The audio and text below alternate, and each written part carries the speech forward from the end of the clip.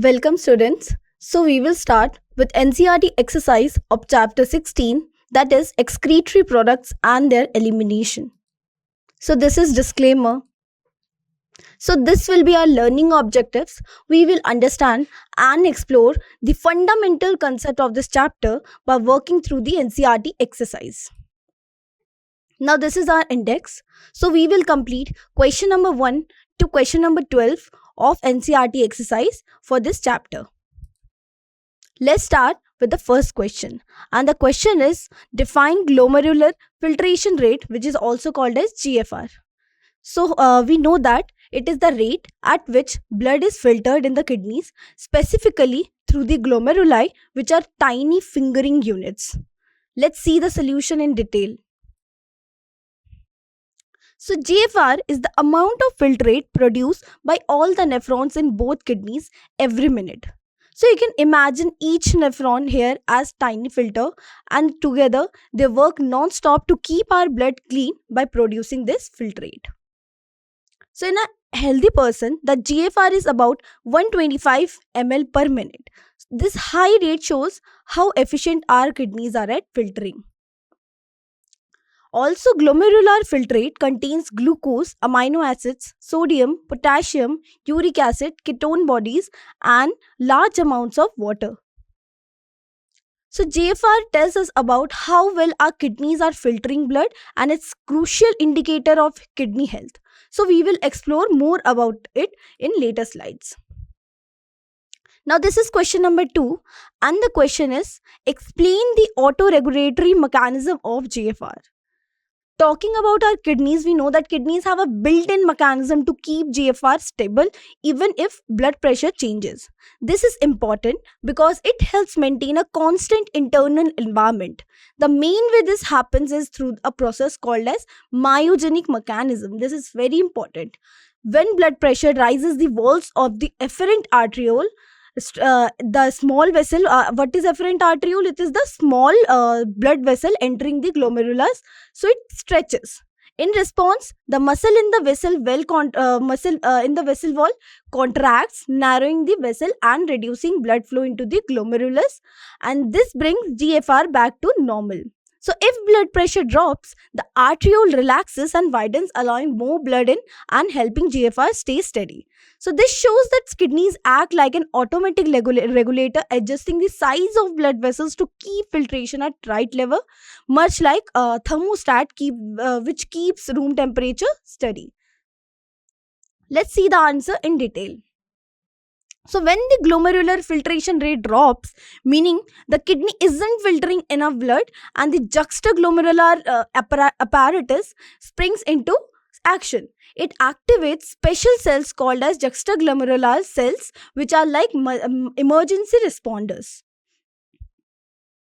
So these JG cells then release a hormone called as renin. Renin acts as a signal to help restore the normal filtration rate.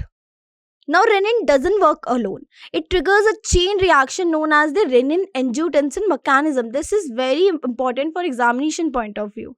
So, this process helps increase blood flow to the glomerulus, the kidney filtering unit, bringing the GFR back to normal.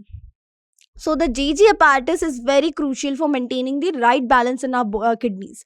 By sensing changes and releasing renin, it ensures that our bodies can efficiently remove waste and keep our internal environment stable. To sum up, we can say when the GFR falls, the JG cells releases renin, which start a series of events to increase blood flow and restore the filtration rate. This is a great example of how our bodies use feedback systems to maintain balance. So in summary, the autoregulatory mechanism of GFR involves the juxtaglomerular apparatus sensing a drop in filtration rate, releasing renin, and activating the renin-angiotensin system to restore normal kidney function. So it's a beautifully coordinated process that keeps our body healthy.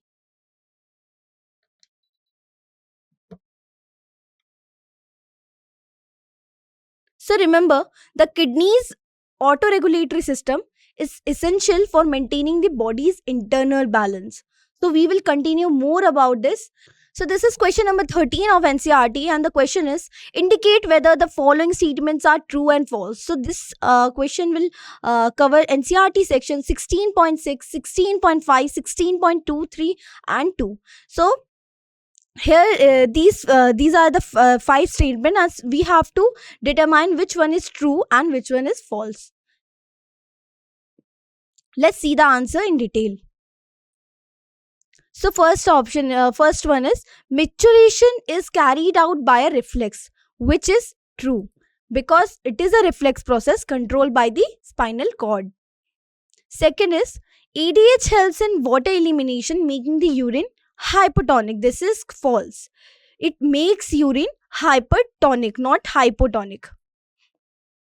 So ADH, or we can say antidiuretic hormone, helps in water reabsorption. Also, it makes urine more concentrated, that is hypertonic, not hypotonic. So the second statement is incorrect, which is false. Now third is protein free fluid is filtered from blood plasma into Bowman's capsule. This is absolutely correct because this happens because the process called as ultrafiltration in the glomerulus only allows small molecules like water, glucose and salts to pass through, but not the large proteins. So only the smaller substances get filtered into Bowman's capsule, while proteins and blood cells stay in the bloodstream. So it's like a sieve that only lets tiny particles allow. Now this will continue.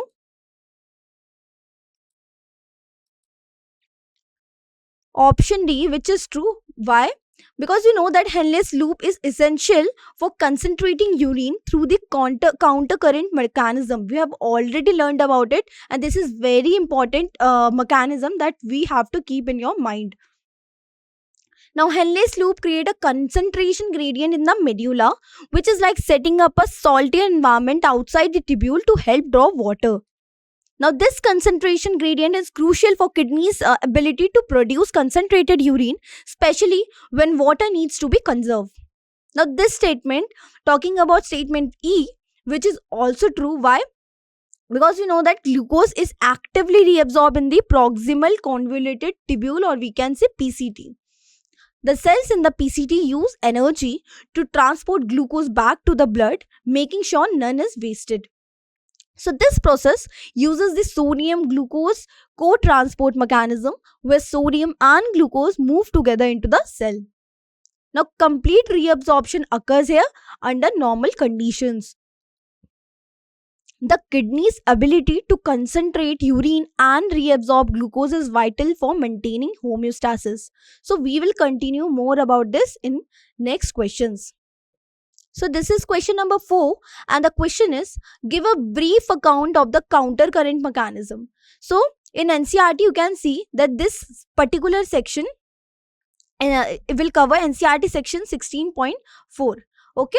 So we know that if you think of two stream of fluid flowing in opposite direction next to each other, one is in descending limb and one is in the ascending limb of loop of Henle. So it's like counter current mechanism. Okay, so here what happens, the descending limb allows water to leave but not the salts, while ascending limb allows salts to leave but not the water. So this type of arrangement here, that's why it is named as counter current mechanism. Okay, so this arrangement ensures that more and more water is drawn out of the filtrate as it moves down, and more salts are pumped out as it moves up, making the medulla salty and helping the body retain water. So this shows how our kidney can produce urine that is more concentrated than the blood, which is very essential for survival, especially in dry environments. Let's see the answer in detail.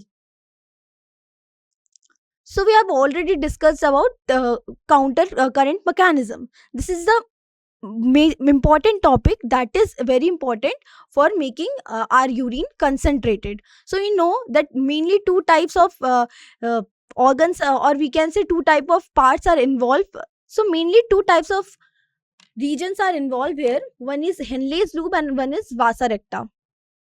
Let's take closer look at Henley's loop. This structure is essential and is central to the countercurrent mechanism and sets up the conditions needed for efficient exchange.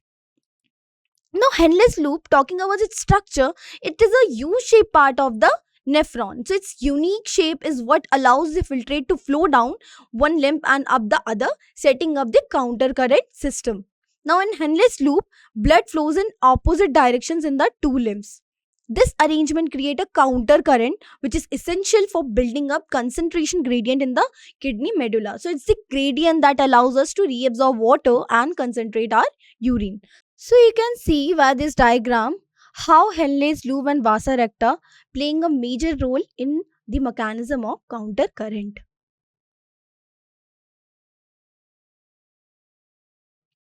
Let's focus specifically on counter current mechanism in the kidneys. So we know that this is the main function that allows our kidneys to concentrate urine and conserve water. So pay close attention to the structures that work together. Let's take a closer look to the vasa recta. So we know that these are the blood vessels that play a key role in countercurrent mechanism. Think of them as a delivery system that helps maintain the concentration gradient. Now the vasa recta are U-shaped afferent arterioles. This unique shape is important because it allows for efficient exchange of substances between the blood and the kidney's tissues. Now, these vessels form a capillary network around the tubules in the renal medulla. So, this network ensures that water and solutes can be exchanged effectively, supporting the kidney's function. Now, notice that vasa recta run parallel to Henle's loop. So, this parallel arrangement is essential for the counter current mechanism to work properly. Now, an important feature is that blood flows in opposite direction in the two limbs of vasa recta. So, this counter flow maximizes the exchange of water and solutes. Because the incoming and outgoing blood are in close contact, the vasa recta allow for efficient transfer of substances. So, this helps maintain the concentration gradient in the medulla.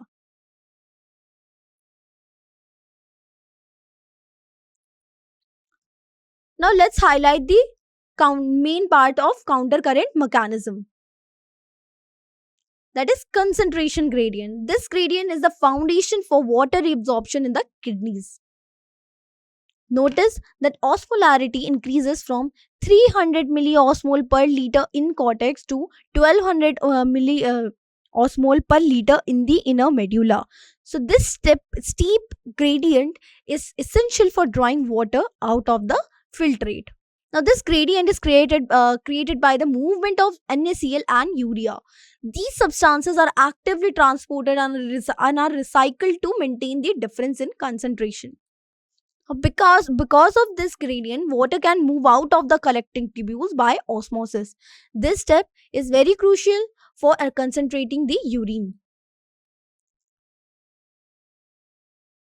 So, talking about its function, we know that it maintain the gradient. So by maintaining this gradient, the kidneys can efficiently reabsorb water and prevent dehydration, especially in situation where water is limited. Now this mechanism enables efficient water conservation, allowing us to survive even when water intake is very low. Now remember, the counter current mechanism is vital for water conservation and maintaining the body's internal balance. So this is very important for examination perspective. Okay, now this is question number 5, and the question is, describe the role of liver, lungs and skin in excretion. This particular section question will cover NCRT section 16.57. So we know that we know about lungs, that lungs work like bellows, getting rid of carbon dioxide and water vapor when we breathe out. So it's like these are waste products from the respiration. So we know that it works like balloons. And talking about skin, it acts as a cooling system and waste remover, releasing sweat that contains water, salts, small amount of urea, helping regulate body temperature and eliminate some waste. So let's look into their specific functions. So we know that liver is the key organ in excretion. So it has several important factors or functions in removing excretion, in removing waste. So it is the largest gland in vertebrates. One of the liver's main job is to help excrete cholesterol, steroid hormones, vitamins, drugs, and other waste products. So it does this by sending these substances into bile, which is then eliminated from the body. A crucial process in the liver is the formation of urea through the Ornithin cycle. So, urea is much less toxic than ammonia and can be safely transported in the blood to the kidneys for removal. Ammonia, which is very toxic, is usually converted into urea in the liver. This conversion is essential for protecting our body from the harmful effects of ammonia. Now, the liver also acts down old it breaks down old hemoglobin from RBCs and turns it to bile pigments, also called as bilirubin and biliverdin. These pigments are then excreted from the body through bile. So we know that lungs are another important excretory organ and they help remove waste gases from our body. The main waste product removed by lungs is carbon dioxide. This is very important. Okay, every time we breathe out we are getting rid of carbon dioxide, which is produced during cellular respiration. Let's focus on skin in and what role it play in excretion. So skin is not just a protective covering, it actively helps remove waste from our body. Okay, let's see the answer in detail. First, we know that the skin contains many glands that help excrete waste products through tiny pores. These glands act like small exit doors, allowing water to leave the body, especially when we sweat. So it has two types of gland, that is sweat gland and sebaceous gland. Sweat glands are highly vascular, meaning they have lots of blood vessels around them and they are tubular in shape. They separate waste products from the blood and excrete them as sweat, which you will notice during exercise or hot weather. Sweat mainly helps excrete excess salt and water from the body. This is why when you sweat, it tastes. When you sweat, you can see that the sweat tastes salty, and why you feel lighter after sweating a lot, because your body is getting rid of extra fluids and we can say salts.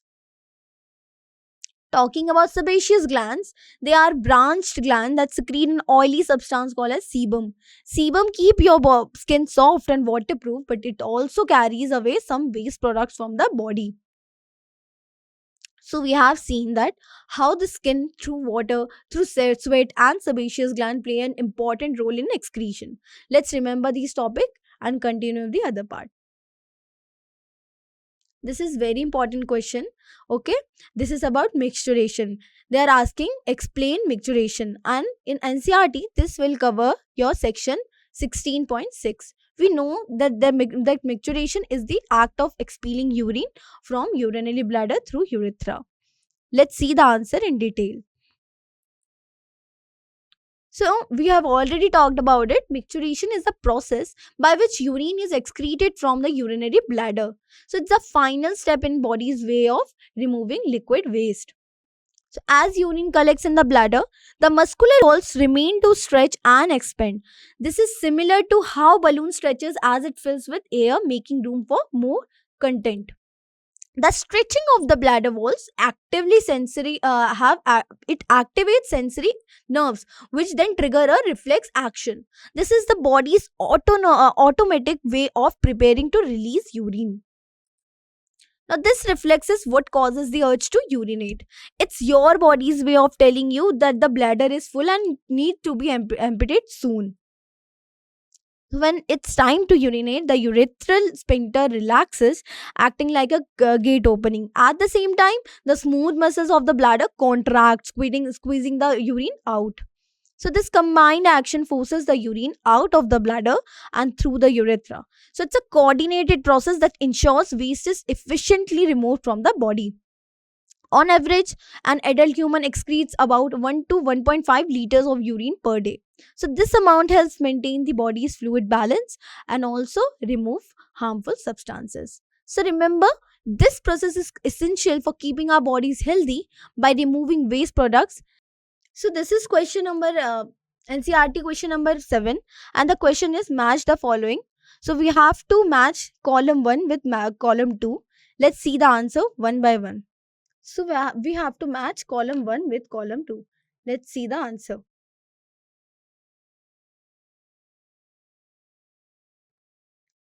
So you can look into this diagram. Here we have aminotelism, Bowman's capsule, micturition, uricotalism, ADH. We know aminotelism. What is it? It is it. These are those group of organisms which excrete ammonia. Okay, they excrete ammonia, and ammonia is the waste product here. Okay, excreta, or we can say.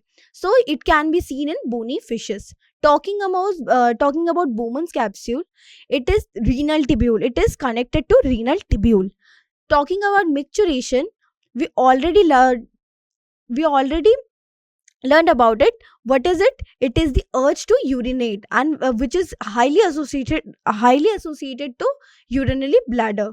Now uricotalism are those group of organisms which excrete, or we can say release, uric acid. Okay, so they are excrete uric acid, and this kind of and major groups involved here are birds. Talking about ADH, which is diuretic hormone, we have already learned about it. It is associated mainly with water reabsorption. So these are the correct options, these are the correct match. So this is question number 8, and the question is, what is mean by term osmoregulation? Okay, let's see the answer. So osmoregulation, talking about osmoregulation, what is it? It is a homeostatic mechanism that regulates the optimum amount of water and salts in the tissues and body fluids. So emphasize that this is about balance, not temperature. So the next point here explains that osmoregulation maintains the internal environment by controlling water and ionic concentration. So highlight that ionic concentration means the amount of dissolved salts like sodium and potassium. This is very important for nerve and muscle function. So it keep these levels steady, which is vital for our life. So we have already covered the main points about osmoregulation. So you know that osmoregulation keeps our internal environment stable by balancing water and salts. So this is question number 9, and the question is how terrestrial animals are generally either ureotelic, or you can say uricotelic, not ammonotelic. Okay, so let's see the answer. So we know that terrestrial animals are either ureotelic or uricotelic, not ammonotelic. Why?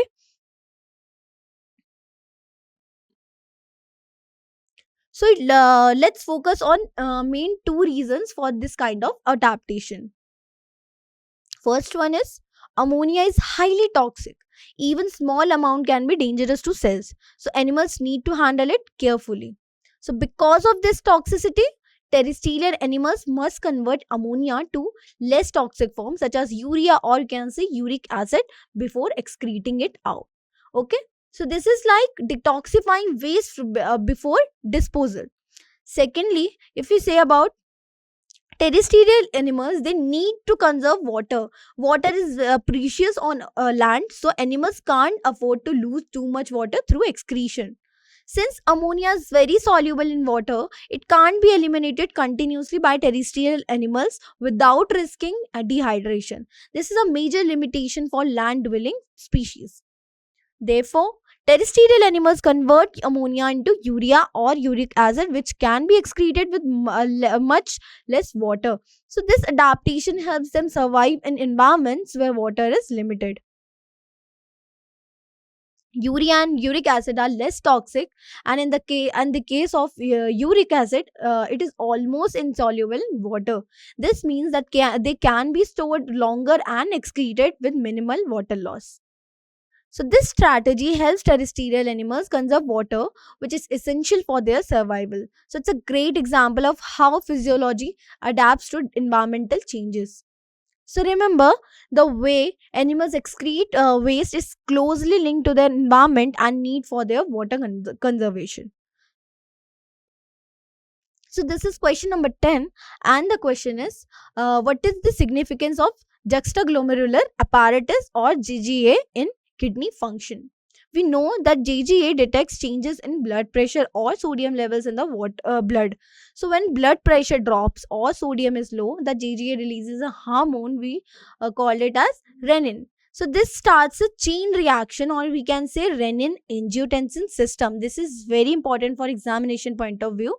It what it does, it helps raise blood pressure and ensures the kidney filter properly.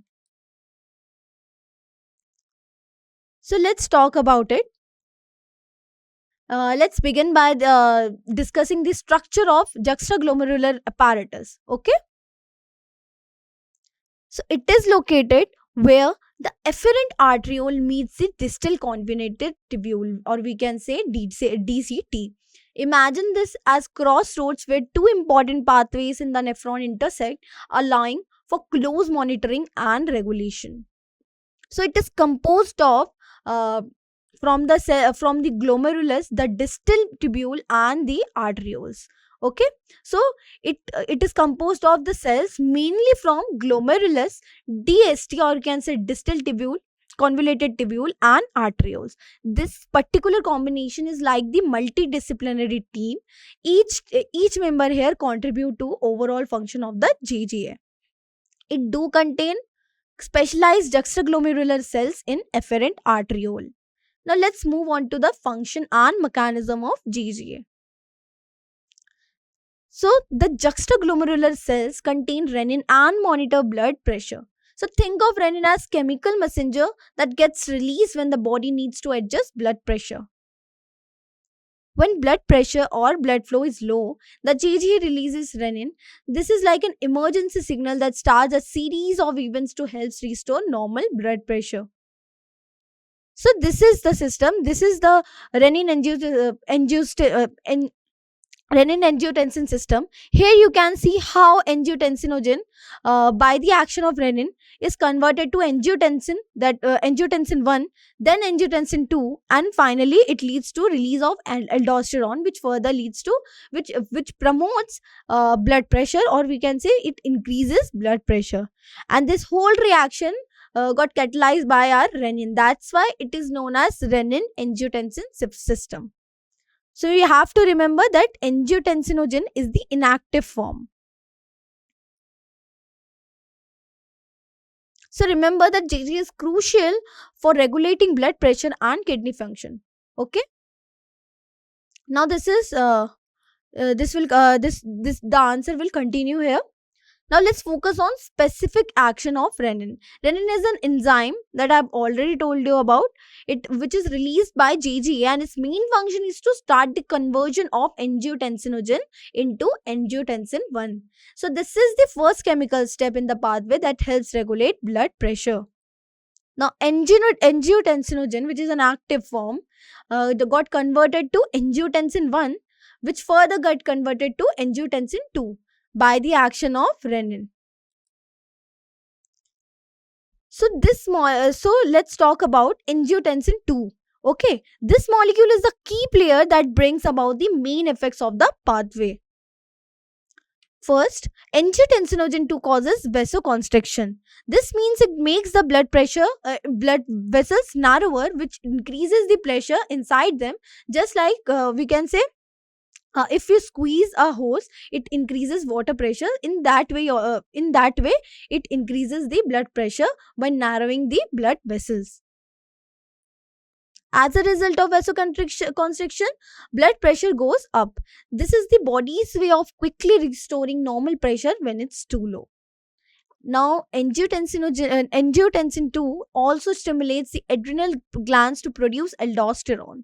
Aldosterone tells the kidney to move more sodium and water, which keeps, or we can say it helps maintain or increase blood volume and pressure. So we have already talked about renin angiotensin system. or you can say renin angiotensin aldosterone system, because here it leads to secretion of aldosterone. Okay, it stimulates the secretion of aldosterone, and what it does, it increases blood pressure.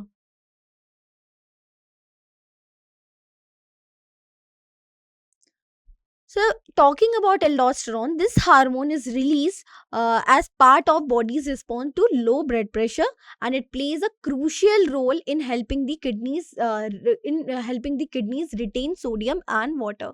So, think of aldosterone as a signal that helps the kidneys to hold on into more salt and water, which helps bring blood pressure back up. Now, aldosterone increases the reabsorption of sodium ions and water in the kidney. So, you can imagine your kidneys are sponge. Aldosterone here tells them to soak up more sodium and water from the filtrate, so less is lost in urine. And this helps the body conserve important electrolytes and maintain blood pressure. As a result of this increased reabsorption, blood pressure rises further. It's like adding more water to a balloon. The more you add, the higher the pressure inside. This step is essential for restoring normal blood pressure after it drops. Let's look at the final outcome of this whole process.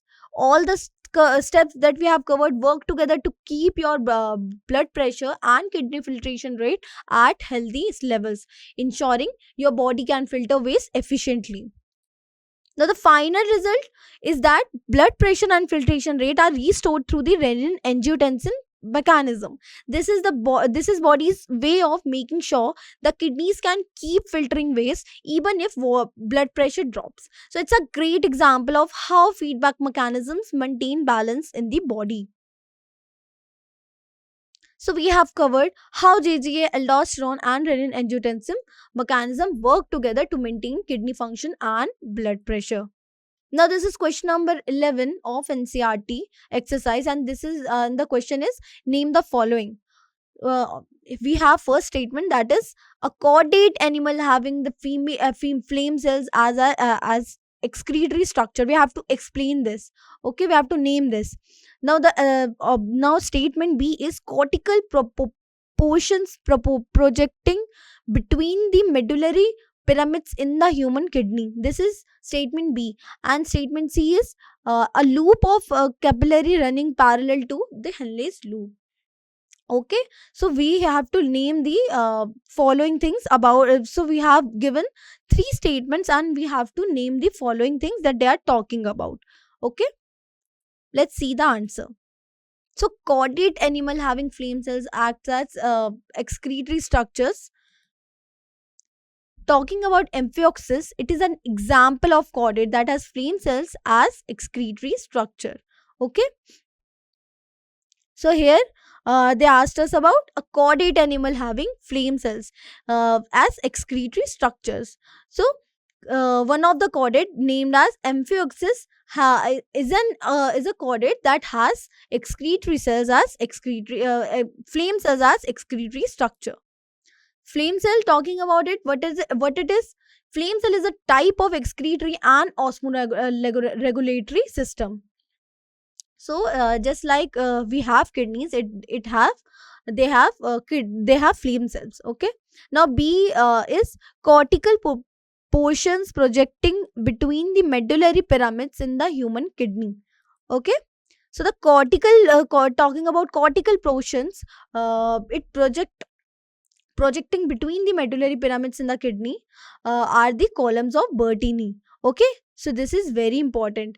What they represent? They represent the cortical tissues present within the medulla. So the second one is columns of Bertini. They are asking about the cortical portions which is projecting between the medullary pyramids, okay, in the human kidney. So the answer is columns of Bertini. Now the third statement is a loop of capillary running parallel to the Henle's loop. We have learned about vasa recta. Okay, so it is a loop of capillary that runs parallel to the Henle's loop. So here the answer is Vasarakta. Vasarakta, what it does, it along with the loop of Henle helps in maintaining a concentration gradient in medullary interstitium. So you have to important this point, that it maintains concentration gradient in the medullary interstitium. Now this is question number 12 of NCRT exercise, and this is about fill in the blanks. And first one is uh, A. Ascending limb of Henry's loop is dashed to where water, whereas the descending loop is dashed to it. Okay, so we have already talked about it. We will learn about it one by one. And then B is reabsorption of water from distal parts of the tubules is facilitated by hormone. C is dialysis fluid contain all the constituents as in plasma except, and the D statement is a healthy adult human excretes on an average dash gram of urea per day. Okay, let's talk discuss the answer in detail. So here answer is, talking about statement 1, the ascending limb of Henley's loop is impermeable to water, while the descending limb is permeable to it. So this difference is essential for the kidney's ability to concentrate urine, much like a water filter that only lets water pass through the certain sections. Moving on to part 2, the hormone that helps reabsorb water from the distal parts of tubules is vasopressin. They are asking about vasopressin. What it does, it acts like a signal telling the kidneys to conserve water, especially when the body is dehydrated. For part C, the answer is that dialysis fluids contain all the constituents of plasma except the nitrogenous waste. This allows waste product like urea to move from the blood into the dialysis fluid, effectively cleaning our blood. Talking about statement D, a healthy adult human excretes about 25 to 30 grams of urea per day. This value helps us understand how normal kidney function and how efficiently our bodies remove waste. So we got our answer. First one is, first fill in the blanks. Talking about first statement is ascending limb of Henley's loop is impermeable to water, whereas the descending limb is permeable to it. Second statement is reabsorption of water from the distal parts of tubules is facilitated by the hormone which is called as vasopressin. Third one is about dialysis. Dialysis fluid contains all the constituents as in plasma except the nitrogenous waste. Okay, they are asking about what is included in dialysis fluid. Okay, now D, option D, statement D, a healthy adult human excretes on an average 25 to 30 gram of urea per day. Okay, so these are our fill in the blanks. So that's wrap up our discussion of these fill in the blanks. Okay, so remember, understanding these details will help us appreciate how our kidneys maintain balance and remove waste. So that's the principle of this chapter. Thank you so much for your attention. I hope this session was helpful.